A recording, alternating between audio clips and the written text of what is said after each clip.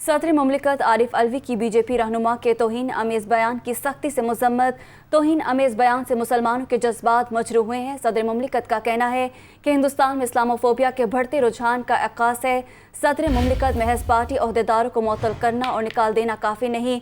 उनका कहना है कि बीजेपी को अपने इंतहा पसंद और फाशिस्ट हिंदू नज़रिए से किनारा कशी अख्तियार करना होगी।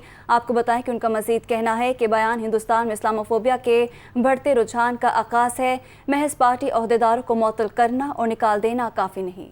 आलमी बरादरी अक़वाम मुत्तहिदा और इंसानी हुकूक़ की बैनुल-अक़वामी तंजीमें भारत में बढ़ते हुए इस्लामोफोबिया और मुनज़्ज़म मजहबी जुल्म सितम का संजीदगी से नोटिस लें और इसकी रोकथाम के लिए इक़दामात उठाएँ। सदर मुमलिकत की जानिब से ऐसा कहा गया।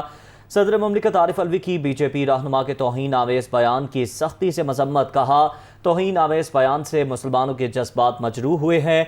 बयान हिंदुस्तान में इस्लामोफोबिया के बढ़ते रुझान का अक्कास है। महज पार्टी अहदेदारों को मुअत्तल करना और निकाल देना ही काफ़ी नहीं है।